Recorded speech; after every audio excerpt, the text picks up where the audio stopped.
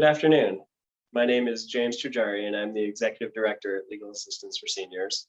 It is my honor to welcome you to today's program, Victims' Rights in the Criminal Justice System, Marcy's Law, presented by Mariam El-Minshawi. This is the last in our series of 4 webinars addressing various topics on elder abuse. As you all probably know, when we hold the conference in person, it takes many dedicated people and agencies coming together to produce such a large function. And this webinar series is no different. First, I would like to thank all of our sponsors who continue to support the conference in the webinar format. Their continued dedication and excitement for the work we do is critical to the success of the conference, and we offer our deepest gratitude. In particular, I'd like to thank our top 4 sponsors: Michael Stevens, Probate and Trust Realtor, our Diamond sponsor; Campbell Green, our Platinum sponsor; and our 2 gold sponsors, the Tile Shop and Acuna Regularly. Michael Stevens has been an incredible support to LAS and is always there to help with a great enthusiasm. If it involves supporting older adults, Michael is always there with a big yes, and how can I help? In addition to a high level of professionalism, Michael and his team at Highland Partners Real Estate bring much empathy and compassion to the many probate and trust sales they handle. Michael approaches each transaction, whether for his customers or working with conservators, attorneys, or other fiduciaries, with real understanding. Thanks to Highland Partners and Michael for your steadfast support of LAS over the years.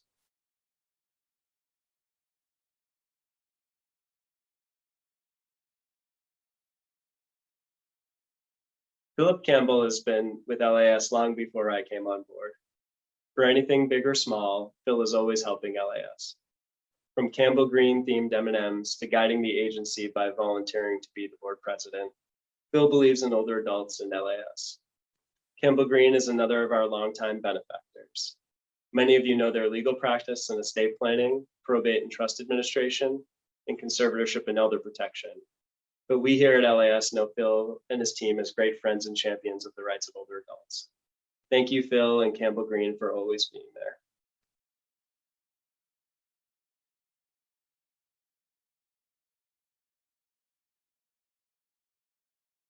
The Tile Shop, with their showroom in neighboring Berkeley, and Acuna Regularly with business in estate planning, probate and trust administration, and conservatorship and special need trusts, are our 2 gold sponsors and have been supporting LAS's work around preventing elder abuse for many years. They are always there to support this work, and we really do appreciate that they continue to believe in the work we do. Thank you again to Tile Shop and Acuna Regularly. We have a whole host of sponsors at the silver and bronze levels that we are also incredibly grateful for. Many of these sponsors, like our diamond, platinum, and gold sponsors, have been supporting this work for many years. They are our collaborators and partners and keep us excited to continue to do this work. At the silver level, we have Anderson, Yahtzee, Wang, Minton, and Horn, Fiduciary Accounting Services, Holland and Knight, and the Professional Fiduciary Association of California, or PFAC. At the bronze level, we have 21st Century Care Solutions, ARM Homes, Evans Law Firm, Golden Gate Fiduciary Services, IMT Associates, the Law Offices of Sonoy Rousseau, and the law offices of Phillips & Phillips and Lifelong Medical. We really appreciate all of our sponsors at the silver and bronze levels. And a special thanks go out to Office Information Systems and Supervisor Wilma Chan for their support of the conference. In addition, Golden Gate University has continued to support LAS in this webinar series with technical support and serving as an honorary event host.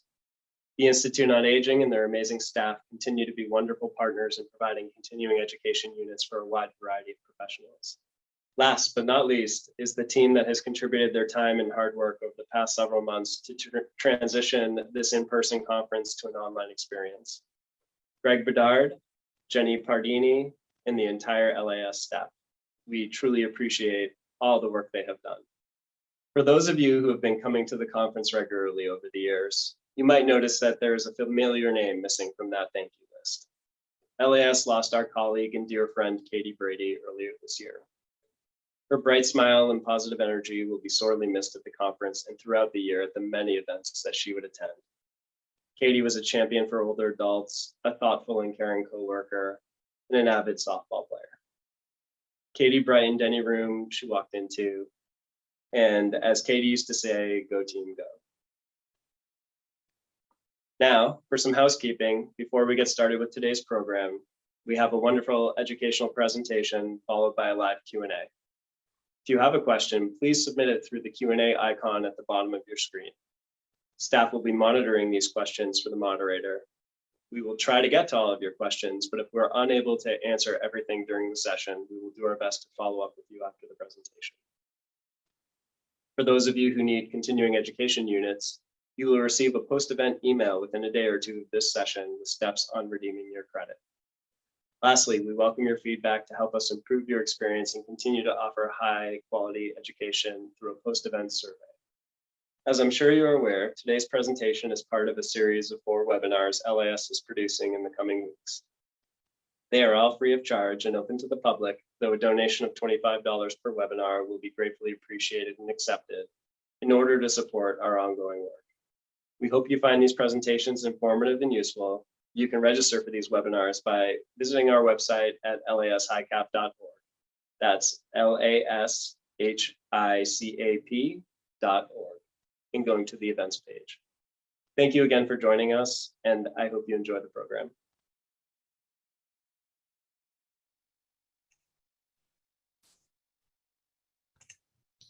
Good afternoon. My name is Jenny Pardini, and I'm the Community Education Coordinator with Legal Assistance for Seniors.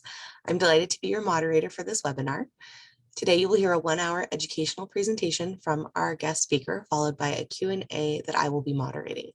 If you have any questions for our speaker, please submit them at any point during the program by clicking on the Q&A icon at the bottom of the meeting screen. If you have any technical issues, you can ask us in the chat and our technical team will do their best to assist you. If you would like to use the closed caption feature, click on the live transcript button at the bottom of the meeting screen and choose Show Subtitle. It is my pleasure to introduce you to today's speaker, Miriam Elmanshawi. Miriam Elmanshawi is the Director of California Victims of Crime Resource Center and an adjunct professor of law. She is also the managing attorney at the VCRC Legal Center, which provides holistic legal services to victims of crime. Miriam received her joint JD and MBA degree from McGeorge School of Law. Miriam has dedicated her career to helping victims of crime understand their rights and assisting them in navigating and enforcing their rights in the criminal justice system. Miriam, welcome to the program. Thank you very much. I'm going to go ahead and share my screen, and please let me know if you can't see it. Can you see it okay?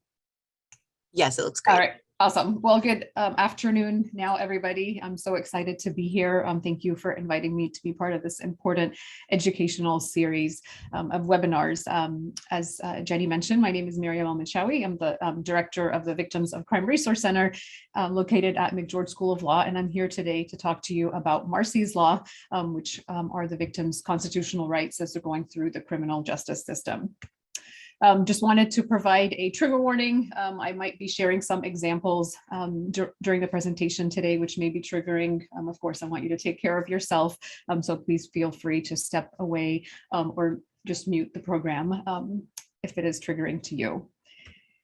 So before we get started talking about victims' rights, I did want to give us kind of a historical overview to allow you to appreciate how far victims have come in terms of their participation in the criminal justice system.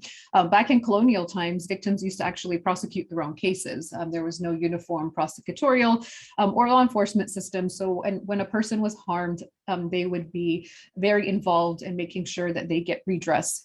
They would collect evidence, they would hire an attorney to represent them in front of a judge. So they were there front and center in getting redress for their harm. As time passed on, the states decided that it was in their best interest to ensure that Black people are punished for the harm that they do to society, and that the citizens are protected. So we started having uniform state-run prosecutorial and law enforcement systems. As that happened, victims kind of got pushed out of the process. So they went from being front and center of the process to being pushed out and marginalized as their case was being heard in front of a judge. Of course, a lot of victims and victim advocates felt like it wasn't fair. Nobody asked to be a victim, and they want to understand what's happening in their case. So they lobbied for change. They lobbied for laws to be passed to ensure that they're able to participate and have a meaningful voice in the criminal justice system. So we have several different waves of the victims' rights movement. In the 1970s and 80s, there was a push to pass legislation. And here in California, we did have the Victims' Bill of Rights that were passed, giving victims certain statutory rights in the process. Around that same time, Marcy Nicholas was a senior at UC Santa Barbara. And I think it's important for us to understand her story, to understand why these rights are important. So Marcy was at home that Thanksgiving in 1983. She went home to be with her family, and she had been in a bad dating relationship. And unfortunately, her boyfriend wasn't taking the breakup very well, and he had proceeded to stalk her and harass her.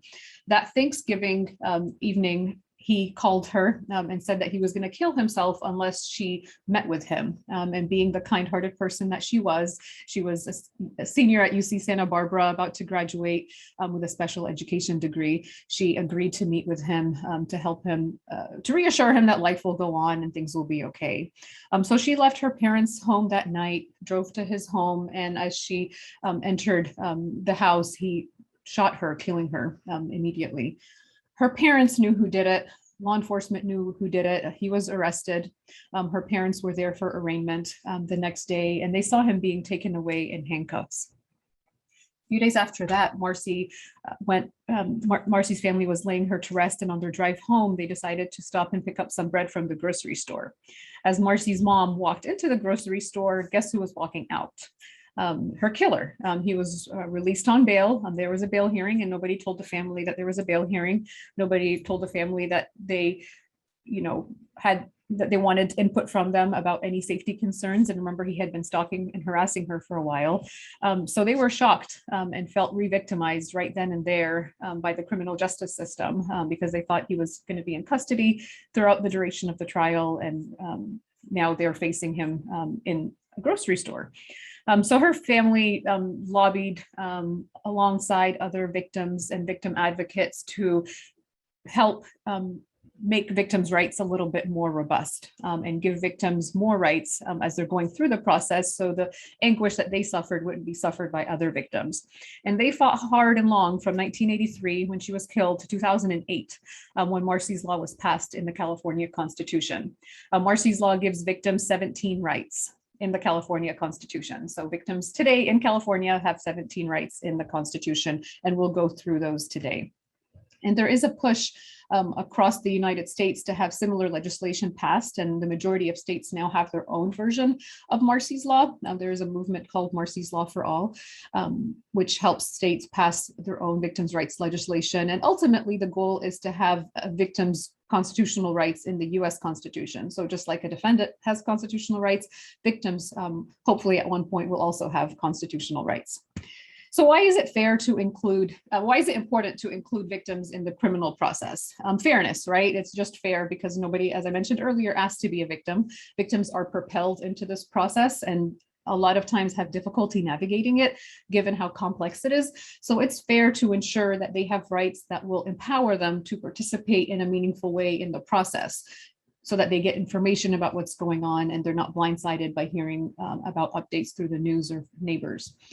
So it's really important for us to make sure that victims have these rights, because that's the only fair way for the process to proceed.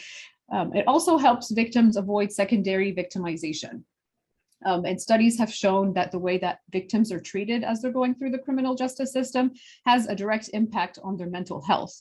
And when I say the way they're treated in the criminal justice system, I mean the way that they're treated by everybody that they're interacting with in the criminal justice system, whether that's law enforcement, DAs, advocates. And when I say advocates, it can be community-based or government-based, folks that they're dealing with because they were a victim of a crime. So they see me as a system player because they don't know the difference. They're only dealing with me because they were a victim of a crime. So the way that I'm dealing with them and that you're dealing with them has direct implications on their long-term mental health, and it will help them heal and recover from the crime in the long term. And that's why it's important for us to make sure that these rights are meaningful. So this is a quote by Dr. Judith Herman. It says, if one sets out intentionally to design a system for provoking symptoms of post-traumatic stress disorder, it might look very much like the criminal justice system. So what I want you guys to do is in the chat, can you tell us why? Why is participation in the criminal justice system, why can that cause trauma? It looks like somebody raised their hand. I'm not sure, we're not going to be able to unmute, but if you could put your answer in the chat and we'll read them without, and let's see how many we're going to get. I'm not sure how this is going to work. But I just want you guys to be thinking about that. And if you feel comfortable sharing, go ahead. What do we expect victims do when a crime happens, right? We expect them to report it. And Jen, if you can read the chat, it looks like we got a message in the chat. Yes. So the first one we see is racism. Okay. Exactly. Yeah, there is a lot of bias in our criminal justice system, and that can cause a lot of negative feelings from victims, including PTSD. Looks like we have victim blaming mentalities. Perfect. Yeah, exactly. So victim blaming. But let's think about what we expect victims to do when they are harmed. We expect them to report the crime to law enforcement, right? What do they do when they report the crime to law enforcement? They're having to tell what happened. Is that all? Exactly. It looks like somebody said the re-traumatization of recounting your experiences. They're having to relive their crime over and over again. First to law enforcement that respond, second to the detective, third to an investigator, fourth if they're subpoenaed to testify in court. So they're having to relive what happened to them, and that all of that is very traumatic. They're having to see the person in court, right? The person that harmed them in court, and be there with their family and friends who might also be in the courtroom. So all of that can be very triggering for victims, and that's why our system, unfortunately, the way it's set up is set up in a way that is very harmful for a victim's mental health. And then we go to this issue of justice, right? When victims contact the police, they expect some sort of justice.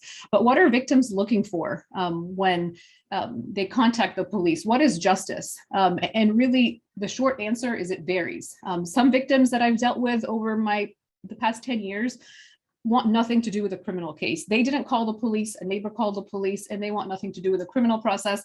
They don't want charges filed. They don't want to participate. Other victims want to be there front and center with all of the information. So it's really important for us to assess to what extent our victims want to participate in the criminal process, and to what extent they can actually control that, right? Because sometimes they're subpoenaed and they don't have a choice to respond. In general, victims are looking for three things, though, three general things. They're looking for respectful treatment by people in the system, which includes all of us. They are looking for fair treatment during proceedings, right? So they don't want to see that the judges are checking in with the defendant to make sure that the defendant's aware of his rights while ignoring the victim's right to participate and to be heard. And they also want to have a choice and a voice in participation. So they want to be able to control that. And as I said, sometimes they're not able to control that. It's important to remember that as we're talking about these rights, to understand that victims' rights are about fairness and process, and not the outcome of the case. Victims aren't there to control the outcome of the case. These rights are just about giving them a fair opportunity to participate in the criminal justice process.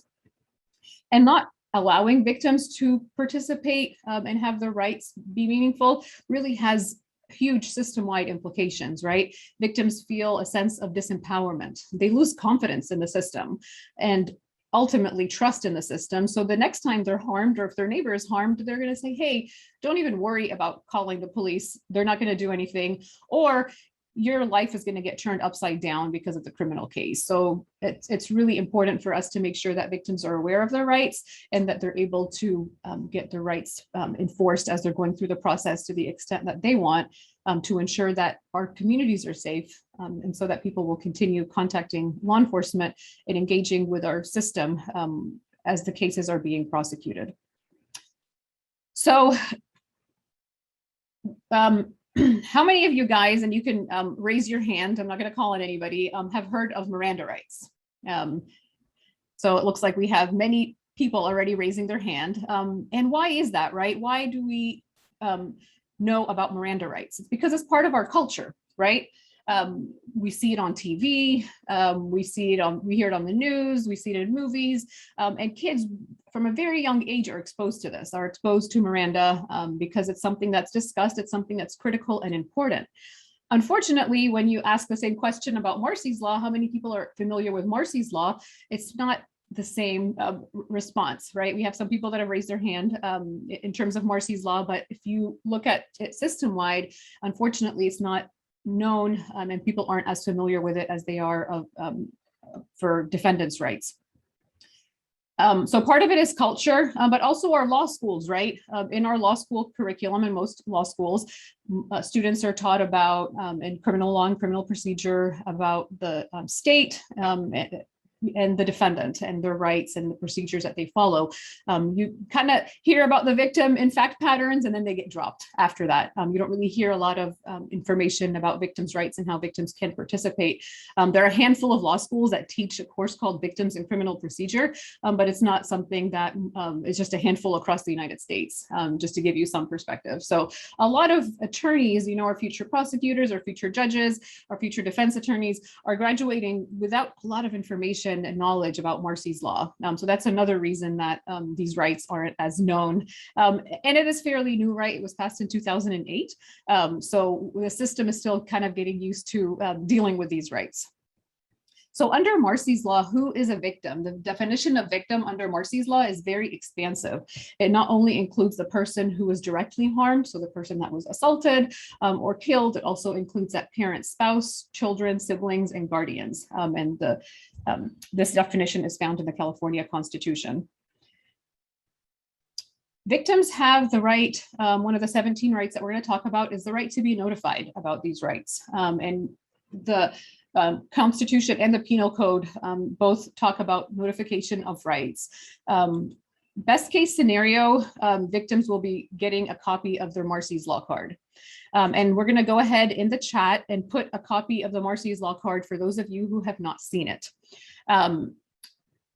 So this is best case scenario that they get a copy of this card. So let's think about the educational background and mental state of a victim when they've contacted the police and they're getting this information. This information is written in legalese, so it's literally the constitutional text pasted on a piece of paper. So it's very, very difficult to understand. I hand the Marcy's Law card to law students who are in their third year of law school, and they really have a hard time understanding what these rights mean. Right? It's just a lot of legalese, not a lot of guidance. So it's really, really hard to understand exactly what these rights mean. And if you add to that, that the person who's receiving it has just gone through a crime and has just been harmed, it's even more complicated because that makes it even more difficult for them to really understand and comprehend what they're reading and what it means for them. So it's really difficult, like this notification issue is handing a card meaningful notification. That's something that I want you guys to be thinking about as we're going through the discussion today. Victims, of course, have a constitutional right to be treated with fairness and respect throughout the process by everybody that they interact with. And some of the rights that you'll see are pretty general, others are much more specific. Victims have the right to protection, to be protected from the defendant and anybody acting on behalf of the defendant. So some of the ways that the system can make this right meaningful is to request no contact orders as the victim is going through the criminal process and the case is being prosecuted. Threat assessments can be requested. Victim safety in court may be considered, and the bailiff can be notified of concerns if the defendant's family or friends are harassing the victim, and they can provide victim protection that way. So these are some of the ways that we can make this right meaningful. Victims also have the right to have their safety considered when bail and release conditions are being set If you go back to Marcy's story, this is kind of where the system let the parents down, right? Let her family down. They never even notified them that there was a bail hearing, and they wanted to be heard at that point because they did have some serious safety concerns. So we want to make sure that victims are aware about bail hearings. They're aware of these dates and when and how they can participate. We can also request threat assessments when assessing bail. And if the victim is not able to participate, then the system should be, and wants to participate, request to participate, then we could possibly request a continuance so that the victim can participate in that process. So we talked about what we expect of victims when they report a crime. You know, do they expect that they're going to lose all the right to privacy? Of course, the answer is no. However, that's what the system expects a lot of times, right? The system expects the victim to be able to provide information, and then sometimes information can be subpoenaed, and we'll talk about that shortly. So victims, unfortunately, a lot of times face a scenario where they're having to give up a lot of their rights, their privacy rights, and information because of contacting the authorities or having the authorities contacted by somebody else. And if you think about in today's age, right, with a lot of court hearings happening on Zoom, that creates another really significant privacy concern for victims, where if they're called to testify, they might, they'll be there on a Zoom meeting that is a broadcast and anybody can watch. And I want you guys to think about, like, how many of you guys in this room, we have about 86 people, how many of you would feel comfortable having your Google searches from the past year subpoenaed in a criminal case? Not that you're doing anything wrong, right? But some of the things that we do as humans, we expect to be private. And just our simple Google searches might be one of those things. Yet victims are often asked to provide this information, right? All sorts of records are sought from victims or from the providers that have records that they're holding for victims as they're going through the criminal process. So victims' medical records can be subpoenaed, educational records, counseling records, smartphone information, including all of their text messages that they've sent, including the actual text of those messages, which can be very personal. I wouldn't want to share my messages, with folks and we've had clients that have had their text messages or cell phone records subpoenaed for the past 2 years or 3 years. Of course, some of that information is relevant and should be provided, but others, the victim has the right to keep private, and especially for confidential records that are privileged. And victims don't always know that the records have been subpoenaed, because the subpoenas don't always go to the victim, and they go to the victim if they're the record holder. So if it's a victim diary, the victim will get a subpoena. But for example, if it's the cell phone record, the cell phone company will be getting the subpoena. So victims are supposed to be notified, but they don't always know that the records are being sought. So that's another issue that stops victims from saying, hey, I'm not agreeing to this information being provided. But the victim in this case, if they are getting subpoenas that aren't supported by good cause, can then either ask the DA to file motions to quash the subpoena, or through their own attorney try to file motions to quash. Victims also have a constitutional right to not speak to the defense attorney, and that includes to refuse an interview, deposition, or discovery request by the defendant or anybody acting on behalf of the defense attorney or defendant. And they can agree to talk to them and then set parameters and limitations for that meeting.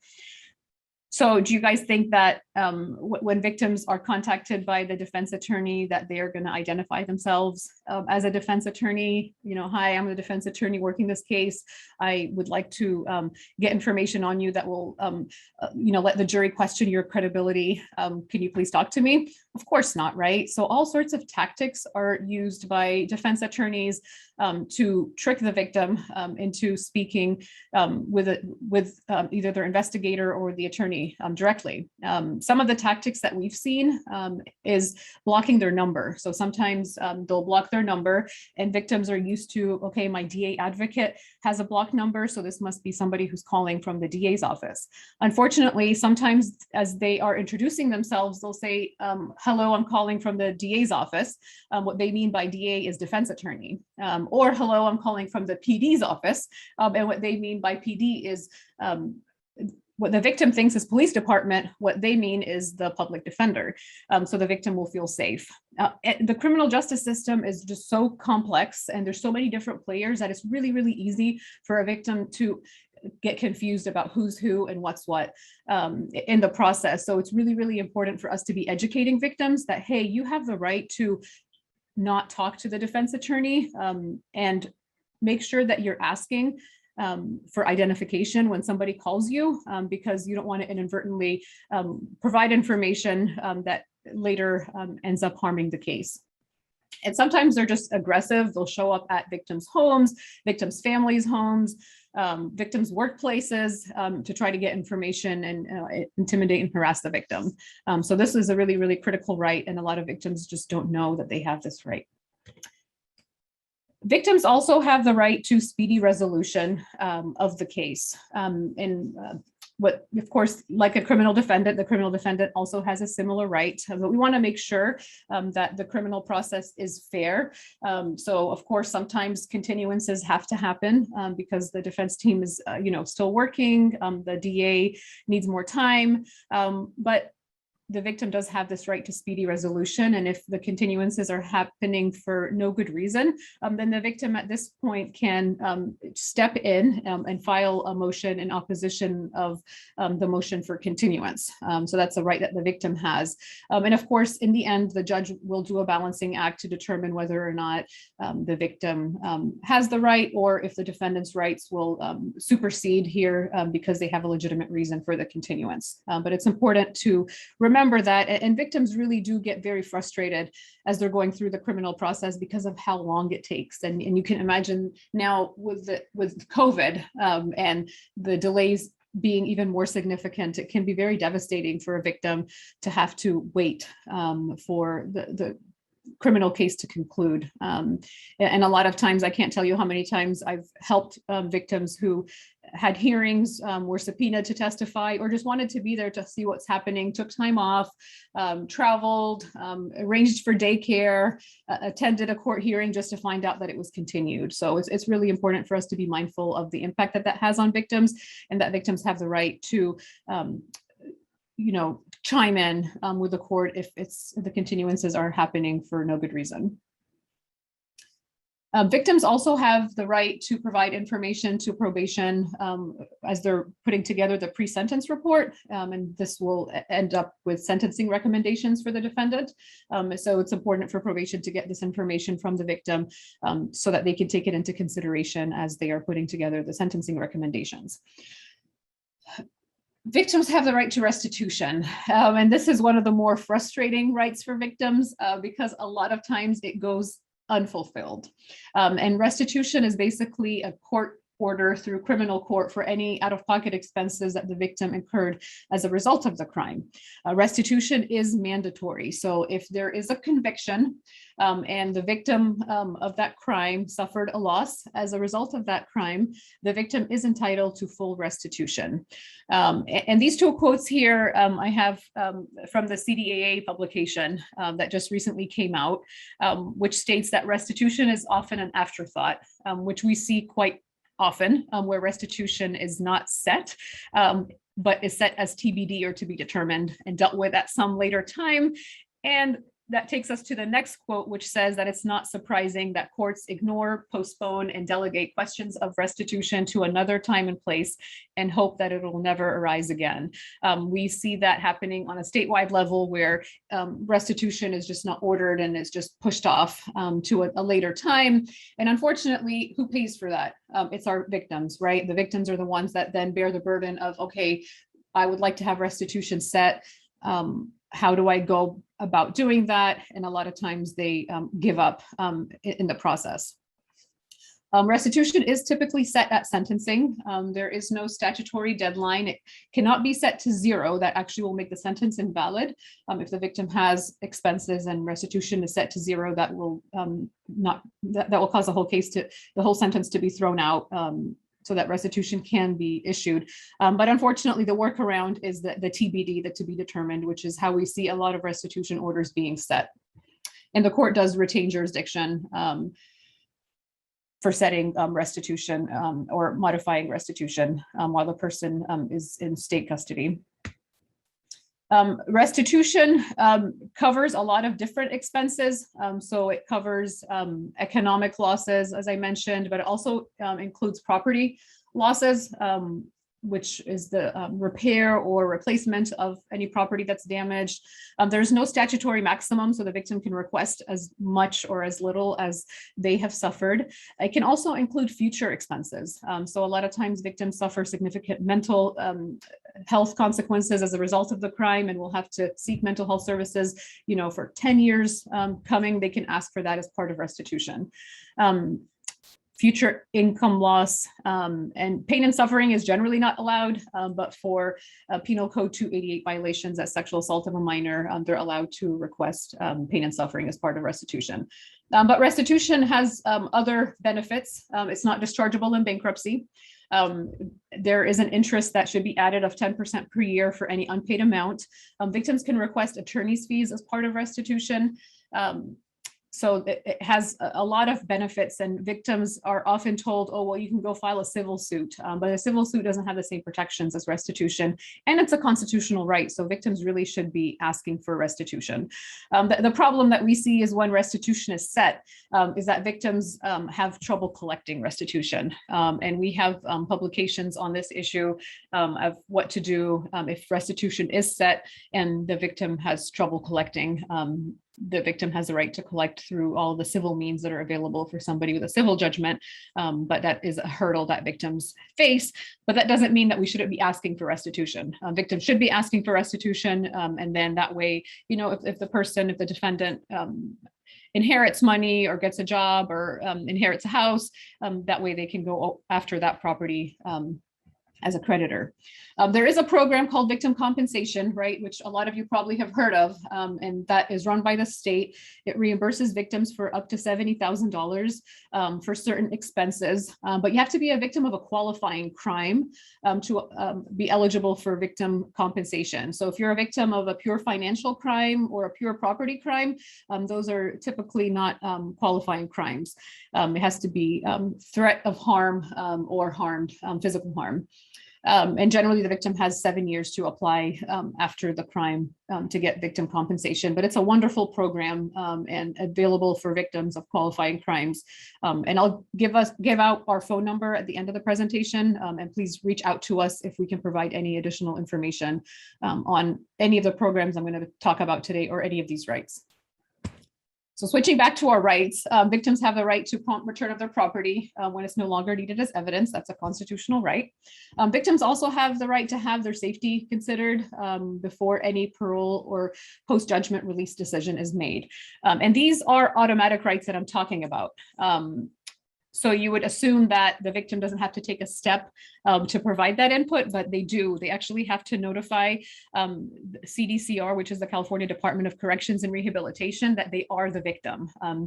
When a person is sentenced to prison, the victim services at CDCR doesn't automatically get victim information. So for them to reach out to the victim to get this input about safety concerns, the victim actually has to fill out this form, and I have it right here, CDCR form 1707. So if you're working with a victim in this situation, make sure that they fill out this form, because otherwise they're not going to know who the victim is.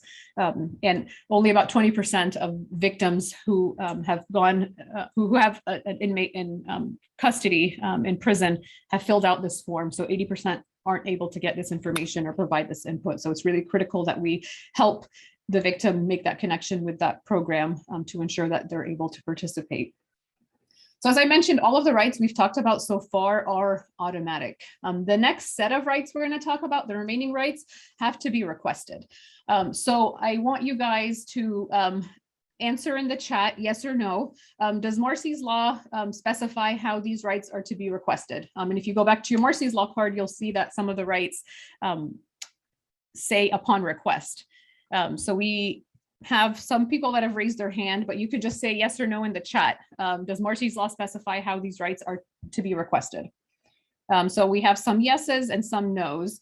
And yeah, you would assume that it does, right? If you're asking somebody to make a request, that you're telling them how to request it. Unfortunately, no, there is no guidance out there, uniform guidance on how these rights are to be requested, or who even to request them from, right? So do I email somebody, or do I call somebody, or do I have to show up in court and request them? Is it one agency? Is it the DA's office, or is it the judge that I ask? There's really very, very little guidance, which makes a very unfortunate situations for victims who have to take a step. They have to be affirmative in the request for these rights, but aren't really given guidance on how. So we've put together a set of best practices for how these rights are to be requested. So we recommend that victims, as they're going through the criminal process, notify both their victim advocate, who's usually system-based, and the district attorney that they are requesting these rights. Victims should do so at the outset of the case, right? Let's not wait for the case to conclude or to get to the point where sentencing is about to happen to request to be heard. Victims should do so in writing, and that way they have proof that they've made the request.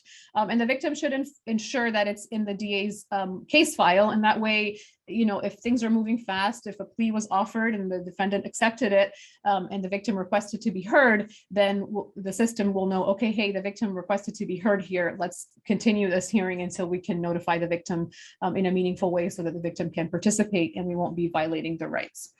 So that's best practices that we have for how these rights are to be requested. Of course, some of the rights are to be requested to entities outside of the DA's office, like the California Department of Corrections and Rehabilitation's Victim Services, and also to law enforcement if the victim wants to know where the person is in custody. And we'll talk about that shortly.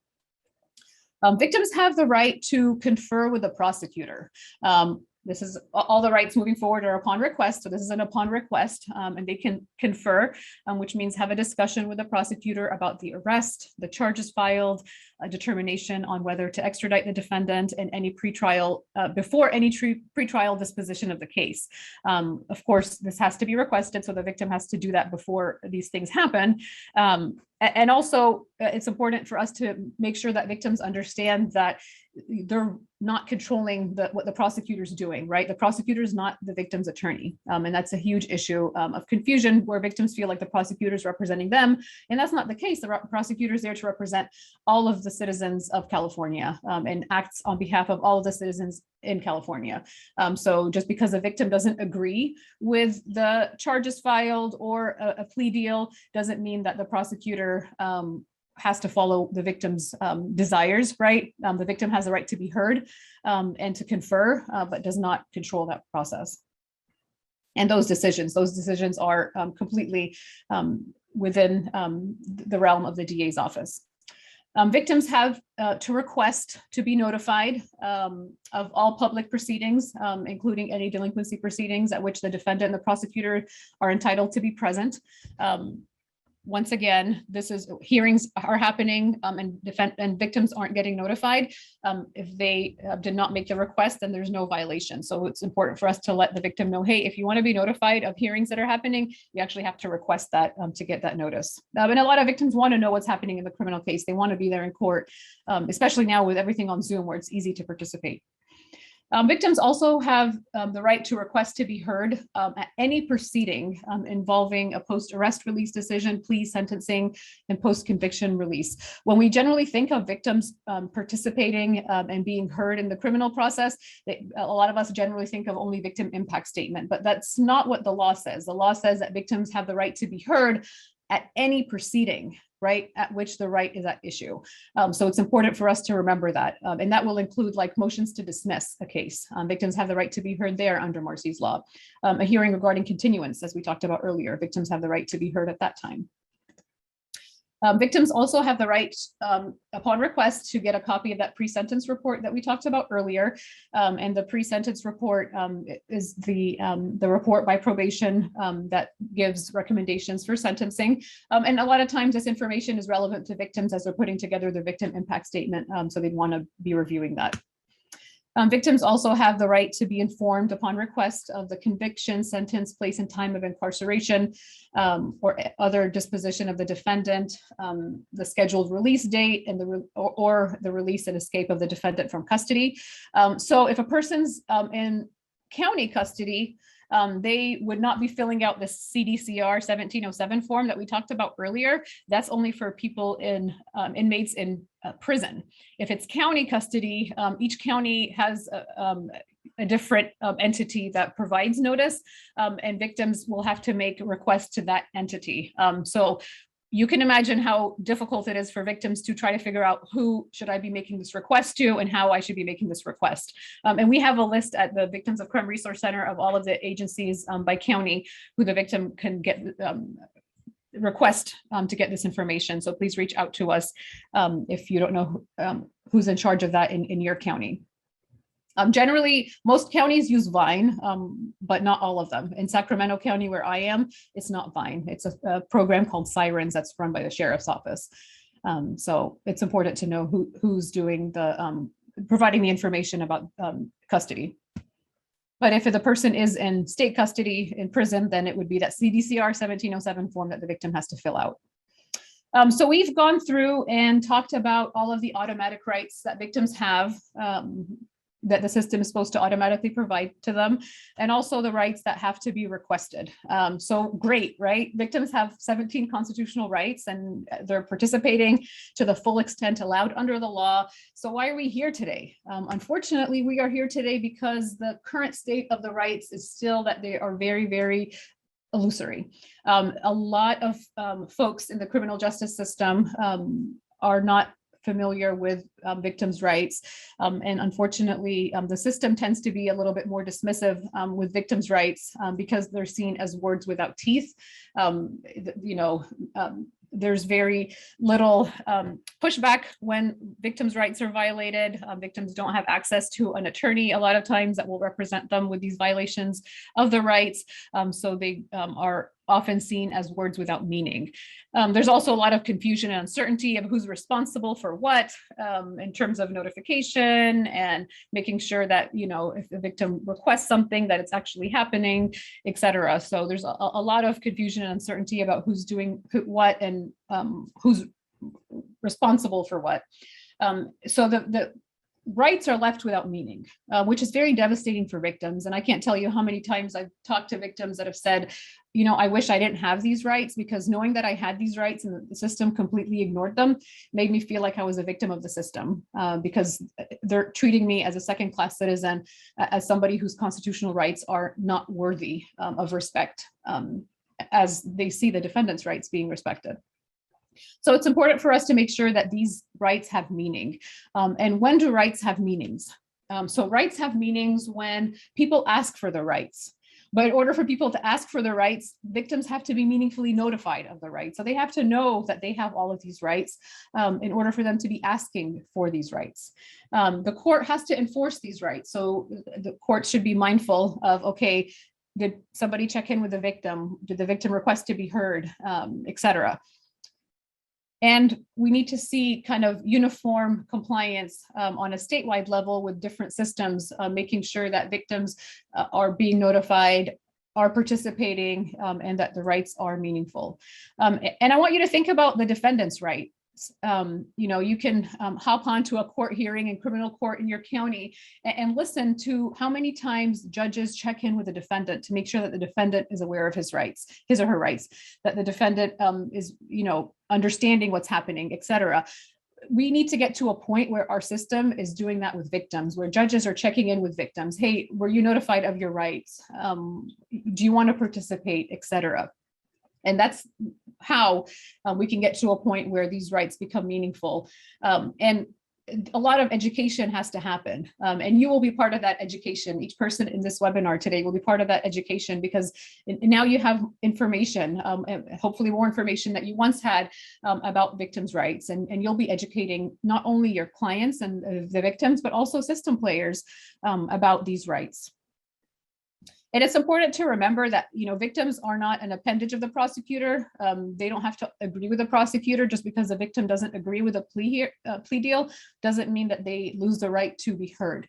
They can disagree, and that's totally fine. And that's makes our system better. And the ramifications of not enforcing victims' rights and not notifying victims of the rights is that secondary victimization we talked about earlier, and really leaves victims with a sense of marginalization. They really feel like a second-class citizen as they're going through the process. And a lot of them do check out, like mentally check out. They don't want to participate. They stop engaging with the system, which is not something that helps our communities stay safe. And the last person that we want to hurt in the criminal process is the victim. And a lot of times when they see their rights being violated with no redress, they do feel very hurt and very frustrated, and end up feeling that the system that was there to bring them justice actually has provided them with a lot more injustice, which can be very, very devastating. So it really will take all of us to make victims' rights meaningful. Each and every one of you, I know you come from a diverse background, multidisciplinary teams here, and agencies from all sorts of different areas. It will take all of us, notifying victims of the rights, because you might be the only person that's providing them with this information. As a mental health provider, as a physician, as an attorney practicing immigration law or elder abuse law. You might be the only person that's providing victims this information. So it really will take all of us as a team to make these rights meaningful. And it's important for us to be proactive, right? Let's go ahead and make sure that victims are aware of these rights as soon as possible. Let's not wait for the cases to almost be completed for victims to start thinking about the rights, especially for issues like restitution, where victims have to put together their expenses and best case scenario, if they get it issued, if they get restitution issued at sentencing, they need to be thinking about it kind of ahead of time and not last minute. So all of us need to be proactive instead of reactive. Let's not wait till we suspect that a victim's right has been violated to start, connecting them with agencies that can help them. It's really, really important for you to create a good referral policy for victims' rights issues. As I mentioned several times, not a lot of people are familiar with the intricacies of victims' rights. So if you are referring a victim to an agency to help them with a Marcy's Law related issue, make sure that the agency actually has expertise in this area. Because as I mentioned, a lot of attorneys aren't familiar with Marcy's Law. So if a victim calls an agency that provides free legal assistance and says, hey, I need help with, providing input at a motion to continue, because this is my Marcy's Law, right? Can you help me? They're not going to really know what that victim's talking about. So it's really important to ensure that you're referring people to the correct agencies. And for victims to have participation in the process, it's really important for them to be connected with their local victim witness assistance center, which is generally DA based. They're available in each county, and they have victim advocates that can help orient victims to the criminal process. They can help victims with a victim compensation application. They can provide victims with updates about the case. So these advocates are really critical to the proper functioning of our criminal process, but they're not attorneys, and they're not able to provide victims with legal advice about their Marcy's Law rights. So it's a great resource, but make sure if the victim is looking for legal representation or assistance that you're referring them to those agencies that do provide that information. And no matter what your role is, it's really important to talk about your role, the role of the DA, your role as an advocate or otherwise, and any issues regarding confidentiality. So if you don't have any confidentiality, or if you're subject to Brady, it's important to be talking to victims about that. If you're a mandated reporter, it's important to talk to victims about that at the outset of the case so that they don't say more than they need to, and that they understand kind of the rules of the relationship. It's better than them being hurt and finding out that, oh, I didn't understand that you were part of the law enforcement team, and that things that I told you that have implications on the criminal case, you would have to then relate to the prosecutor and the defense attorney. So it's important to be thinking about that. So real quickly, I wanted to talk to you about the role of a victim's rights attorney. And that's what I am. I'm a victim's rights attorney. I do have standing to be in the courtroom, in a criminal courtroom, to represent the victim. We're not a party to the case, but the victim is a participant in the process. And with these constitutional rights, they have the right to be represented by an attorney regarding these issues only. We're not the driver of the criminal case. We're not there to prosecute the case or tell the prosecutor how to do his or her job or what charges to file. We're just there to support and advocate for the victim and make sure that the rights are protected, those 17 rights as they're going through the criminal process. Unfortunately, victims' rights do get violated. And as a victims' rights attorney, what we do is either ask for a stop or a do-over. That's all we're doing, is requesting the rights. And then if we feel like the rights are going to be violated, we ask for a stop. And if the rights have already been violated, then we can ask the court for a do-over so that the court can correct the violation of the victim's rights.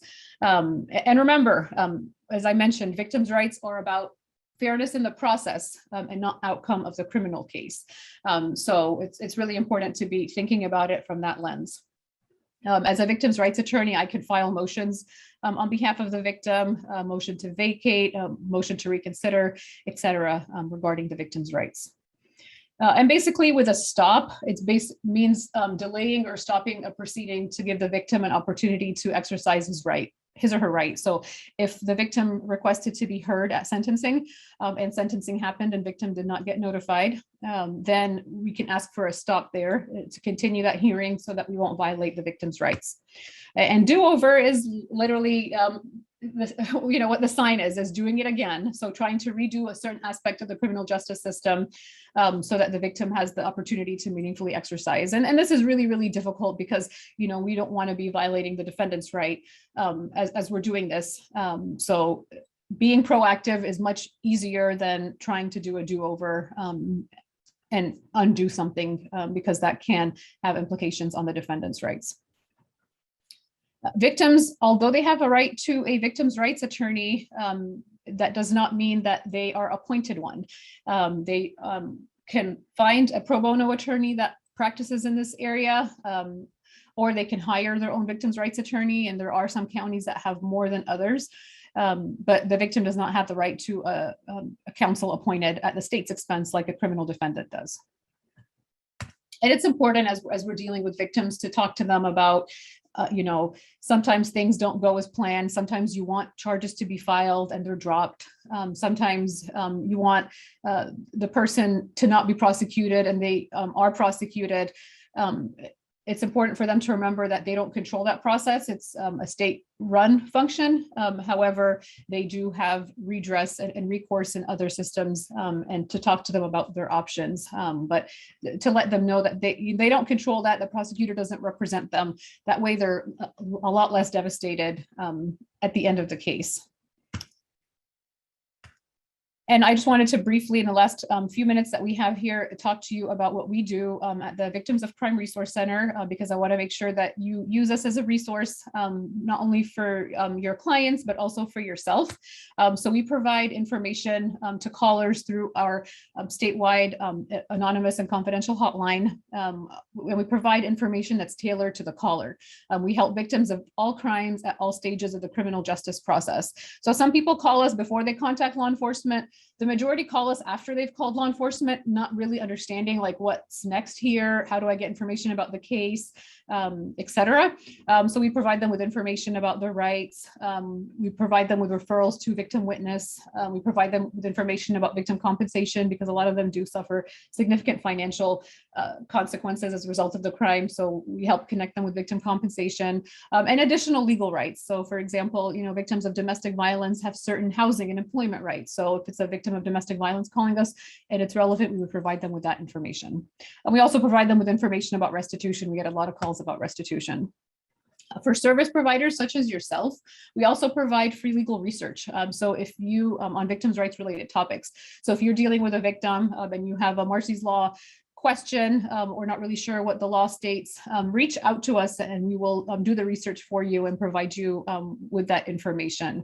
We also do a lot of presentations at the VCRC. We present to community groups, schools, service providers. Pre-COVID, we would travel all across California. Now we're mainly speaking to a screen like I am awkwardly today on Zoom. To do our presentation. So we try to reach the community and service providers through presentations to make sure that they're armed with the information that's going to help them provide the best services to their clients.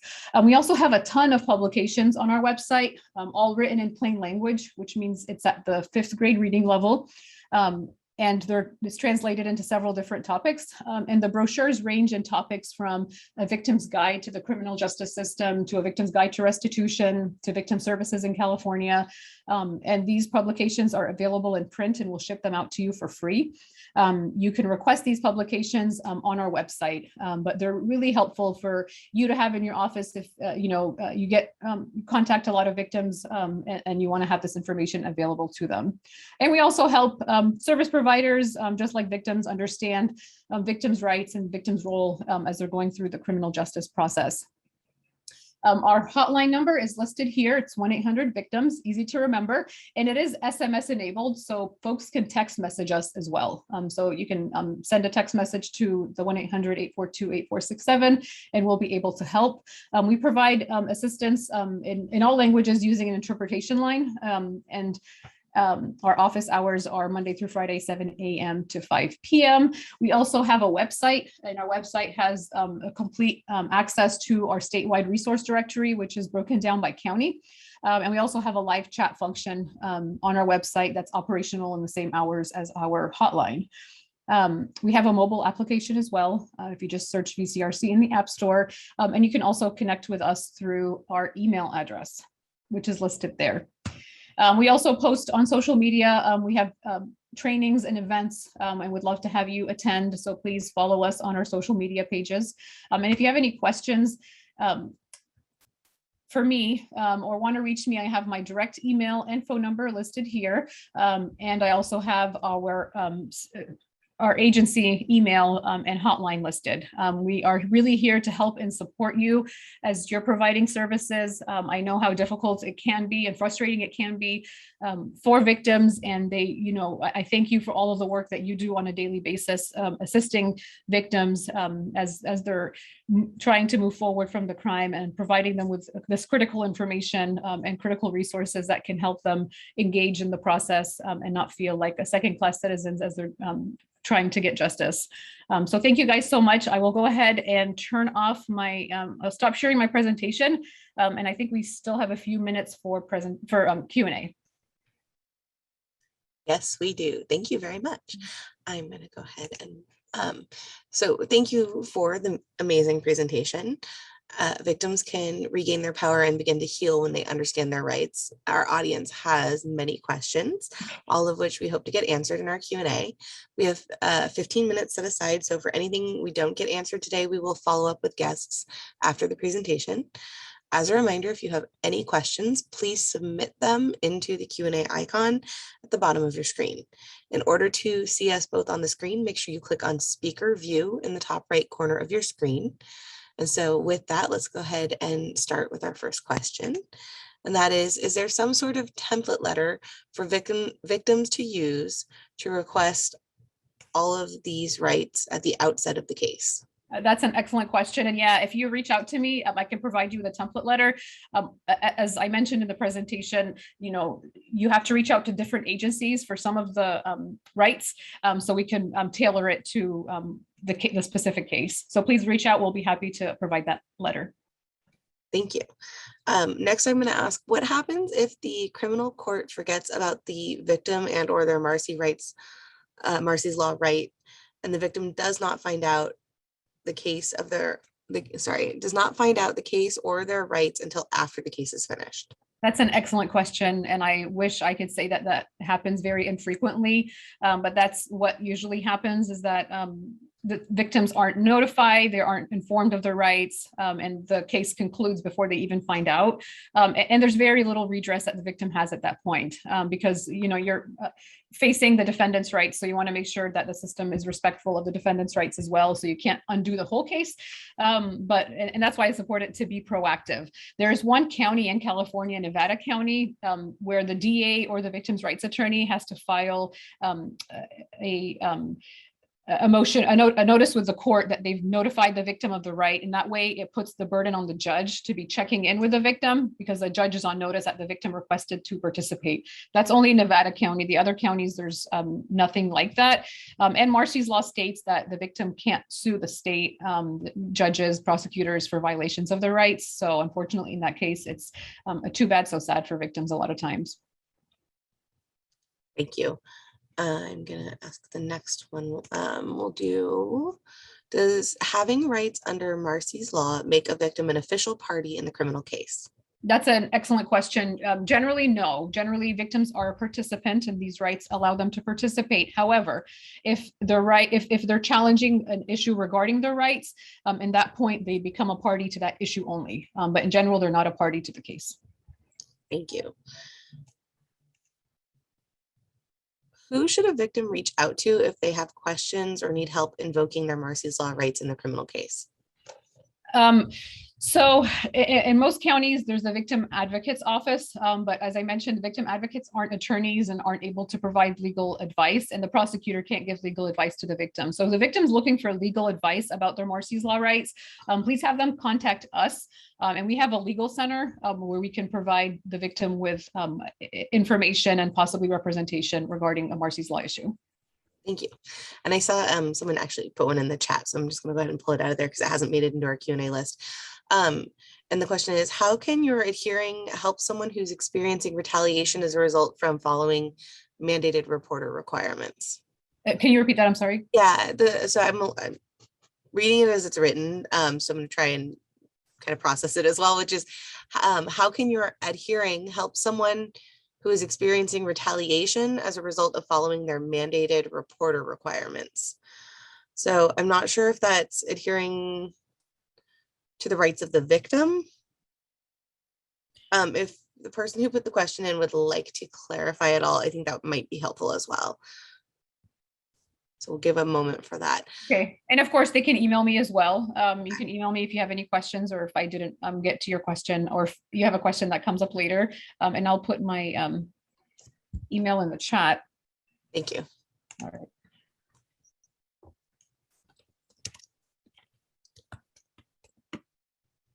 I also see someone wrote in the chat, it's not a question, but this was an absolutely fantastic presentation, one of the most useful things I've attended in years. So Well, thank you. I thank really you appreciate very that. much. I really appreciate that. And thank you for inviting me. It's truly an honor to be here and for you guys to listen. I know how difficult it is. These Zoom webinars are difficult. So I appreciate you being here and listening, and really, you'll find that you are the victim's lifeline as they're going through the process. No matter what your role is, providing them with this information, you'll be surprised that you might be one of the only folks that's able to provide them with this information. So thank you for all of your hard work, and my team and I are here to support you and help you in any way that we can. So please don't hesitate to reach out to us if we can provide you with any assistance or support. Someone asked, please repeat the name of the app. Sure. So it's, I'm going to put it here. If you search for Victims of Crime Resource Center, and we're about to launch a new app as well. And it has our resources and geolocation. So if you're helping a victim of, say, domestic violence in Alameda County, it'll pull all of those resources that are in our database. Awesome. Someone said that they found an app as Victim of Crime Resource Center. Yeah, but it'll have our little logo. Yes. And then the person who had put the question clarified that there was a typo. So it was supposed to be, how can your agency help someone who's experiencing retaliation if they were just following their mandated reporter requirements? So the person that they so somebody's harassing them because they notified like APS or CPS.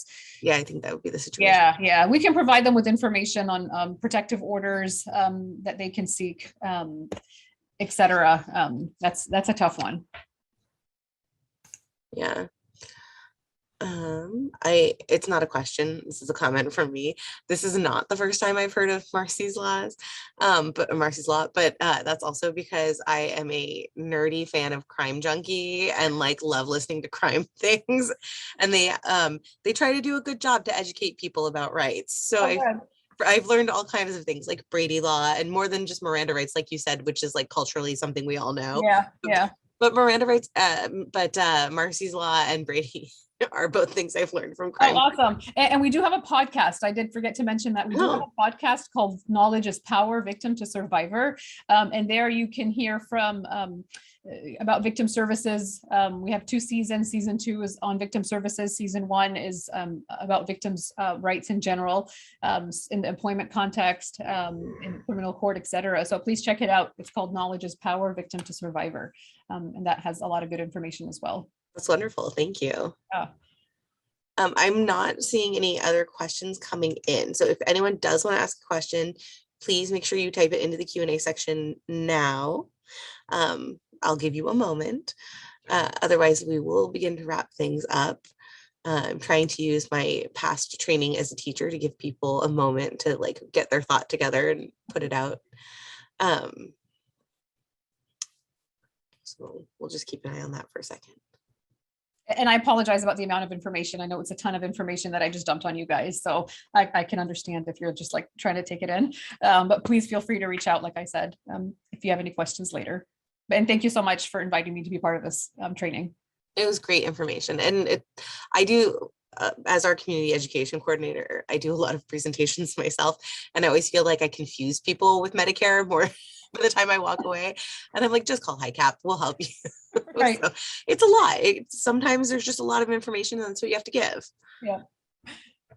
Okay, so I don't see any other questions coming in. I do see some thank yous coming in. So if anyone does think of any questions, you can do one of two things. Miriam did put her information in here. You can email her.